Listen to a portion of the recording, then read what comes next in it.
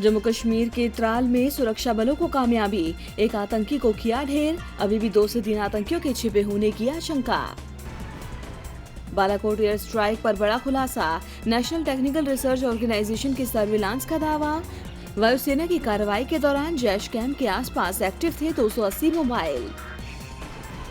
हिंदुत्व के सहारे अपनी नैया पार लगाएंगे पीएम मोदी। गुजरात दौरे के दूसरे दिन अन्नपूर्णा मंदिर में आयोजित प्राण प्रतिष्ठा समारोह में लेंगे हिस्सा।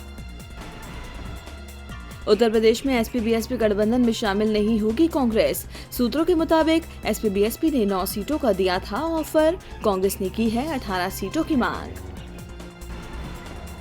13 पॉइंट रोस्टर के विरोध में भारत बंद, आदिवासियों और दलितों ने बुलाया बंद। आरजेडी, आरएलएसपी और एचएएम ने किया समर्थन, आज सड़कों पर उतरेंगे शिक्षक। बीजेपी सांसद शत्रुघ्न सिन्हा का अपनी ही पार्टी पर वार, कहा बिहार में एनडीए का सभी सीटों पर जीतने का दावा ख्याली पुलाव जैसा। चुनाव की तारीखों के ऐलान में हो रही देरी को लेकर कांग्रेस का मोदी सरकार पर हमला, अहमद पटेल बोले पीएम मोदी के आधिकारिक दौरे खत्म होने का इंतजार कर रहा है इलेक्शन कमीशन। एयर इंडिया का फरमान, अब हर उड़ान की घोषणा के बाद क्रू मेंबर्स को जय हिंद बोलना होगा, आदेश तत्काल प्रभाव से लागू। केदारनाथ धाम के कपाट 9 मई को सुबह 9:35 पर खोले जाएंगे। गंगोत्री और यमुनोत्री धाम के 7 और बद्रीनाथ धाम के 10 मई को खोले जाएंगे कपाट।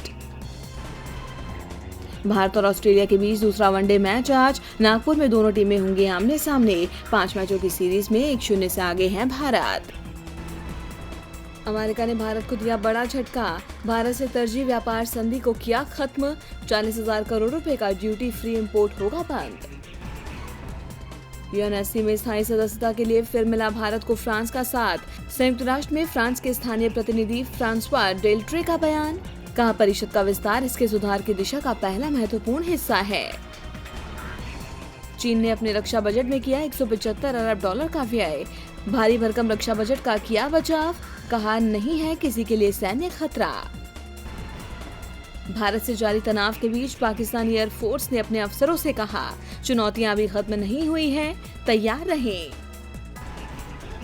इराक के पूर्वी प्रांत अनबर में अंतर्राष्ट्रीय गठबंधन सेना ने किए हवाई हमले, इस्लामिक स्टेट के 8 आतंकवादी ढेर, कई ठिकाने भी हुए तहस नहस। लाल निशान के साथ खुला शेयर बाजार, सेंसेक्स 42 अंकों की गिरावट के साथ 36,021 पर पहुंचा। निफ्टी 12 अंकों की कमजोरी के साथ 10,850 पर कर रहा है कारोबार।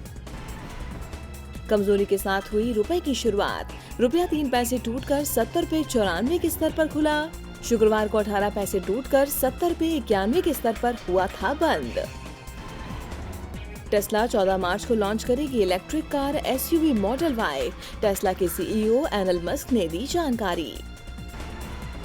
ग्राहकों के लिए एसबीआई की खास स्कीम, अब घर में रखे जाने की शुद्धता के आधार पर एसबीआई देगा सोने का जमा प्रमाण पत्र। और टाटा मोटर्स का हैरियर एसयूवी बना आईपीएल का लीड ब्रांड, बीसीसीआई के कार्यकारी सचिव अमिताभ चौधरी ने दी सूचना।